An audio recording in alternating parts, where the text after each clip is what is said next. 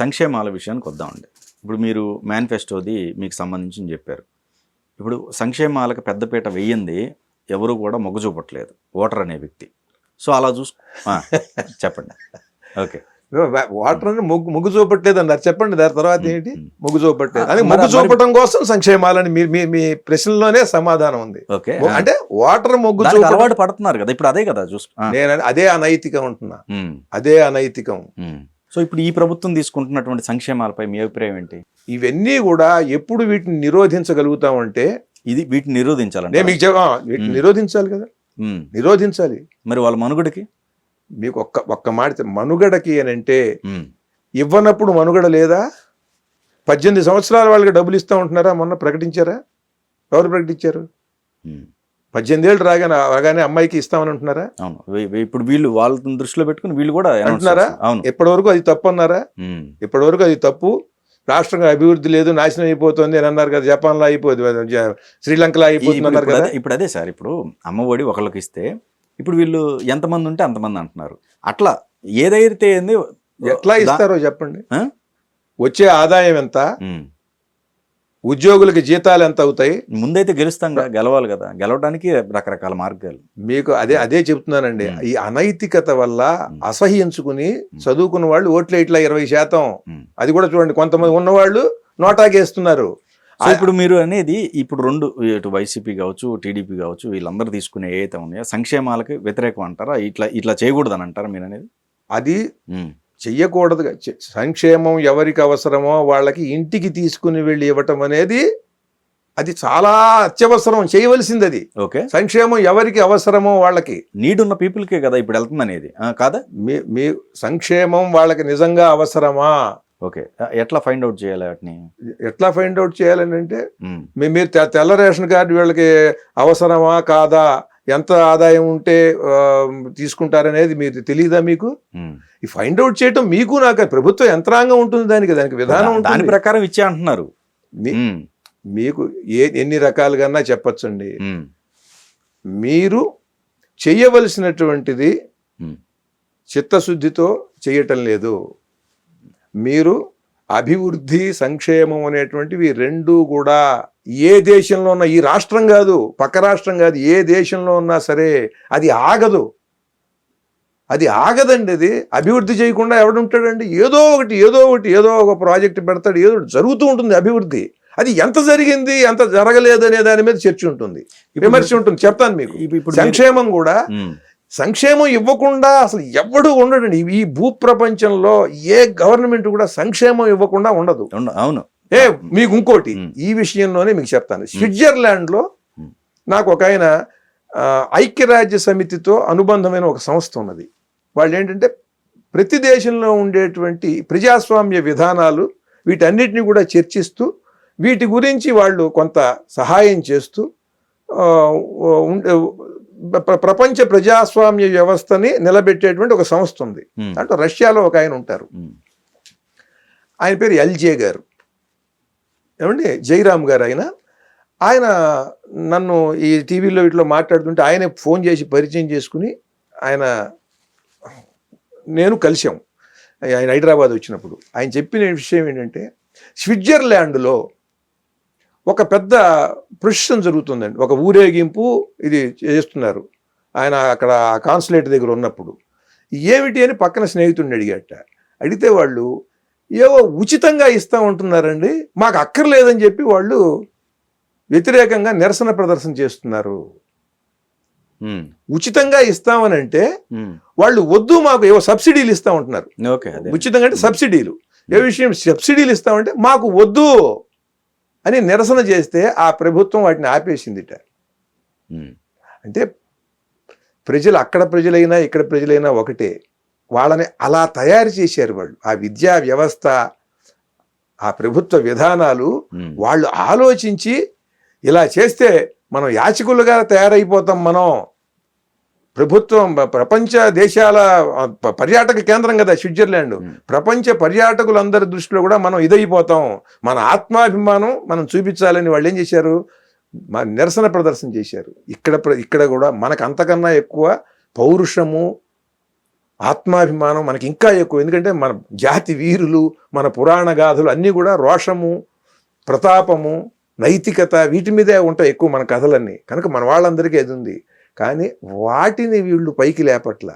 మీకు డబ్బులు ఇచ్చేస్తాం, మీరు మాట్లాడకుండా మాకు ఓటే వేసేయండి, లేదా ఓటే వాళ్ళకి వేస్తారా వేయండి చూస్తాం, వాళ్ళు వస్తే మీకు ఇది వేయరు అంటే బాగా బ్లాక్మెయిల్ చేస్తున్నారు. ప్రజల్ని లంచగొండుల్ని చేసి ప్రజల్ని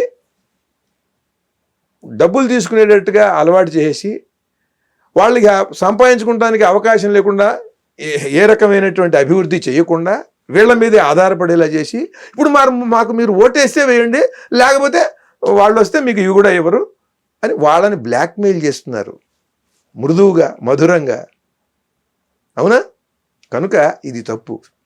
మీరు ప్రతి ఒక్కరికి 3,000 ఇస్తే ఏం సరిపోతుంది? నిజంగా చెప్పండి, 3,000 ఇస్తే సరిపోతుందండి? ఇది పెన్షన్? ఓకే. వాళ్ళ కుటుంబంలో ఎవరికైనా 30,000 40,000 సంపాదించుకునేటట్టుగా చేయాలండి. ఓకే. వాళ్ళ మధ్యన ఆ కుటుంబ వ్యవస్థ బంధం బలంగా ఉండేటట్టుగా చేయాలి, వృద్ధాశ్రమాలకి తల్లుల్ని పంపించకుండా. ఇప్పుడు వాలంటీర్ వ్యవస్థే దగ్గర 2.5-3 లక్షలు వాళ్ళే ఉన్నారు. నిజమే, సంతోషం. వాళ్ళకి ఇళ్ళకి తీసుకుని వెళ్ళి ఇవ్వటం, కథలు లేని వాళ్ళకి కూడా తీసుకుని వెళ్ళి ఇవ్వటం, 1వ తారీఖు కల్లా ఇవ్వటం, ఇవన్నీ వింటున్నాం, బాగున్నాయి, చేస్తున్నారు. కానీ ఆ చేసే వాళ్ళకి 5,000 ఇస్తే వాళ్ళకి ఎప్పటికీ 5 ఏళ్ల మట్టి 5,000 వాళ్ళకి పాపం 5 ఏళ్ల మట్టి 5,000 కదండి. ఇప్పుడు పెంచినట్టున్నారు 3,000 8,000 అనుకుంటా ఇప్పుడు. ఎట్లా ఎప్పటికది?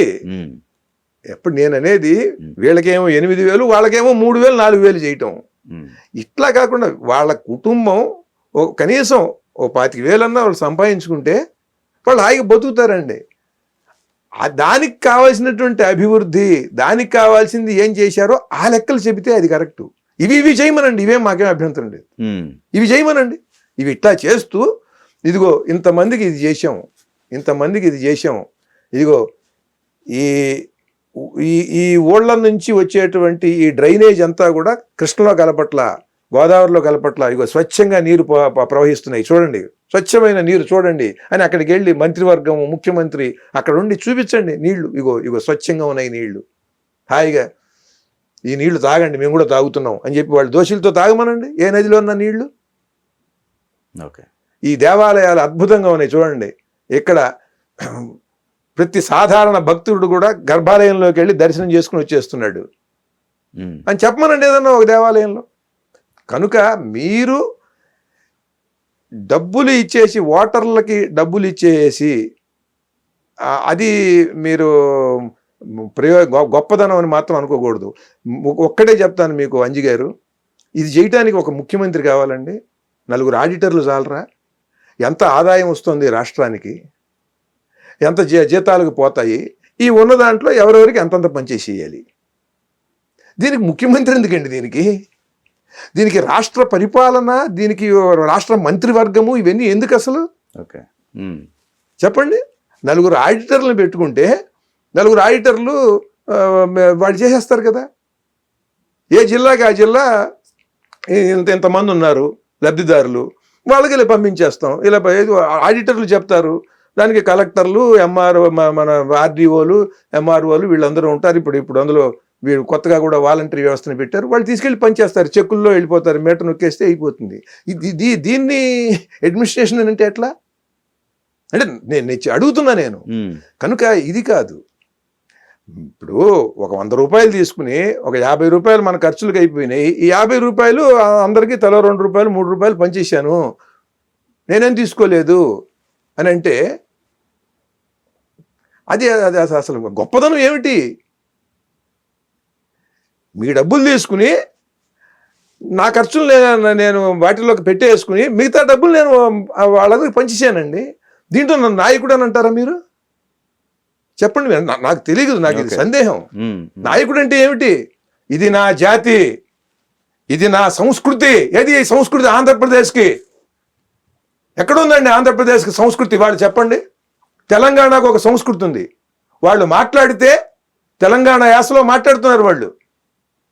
తెలంగాణ యాస అంటే చెప్తున్నాను, ఖమ్మం నుంచి కరీంనగర్, నిజామాబాదు, ఆదిలాబాదు, మహబూబ్ నగర్, నల్గొండ, ఇవంతా కూడా ఒక తెలంగాణ యాస స్పష్టంగా కనిపిస్తుంది మనకి. అవునా?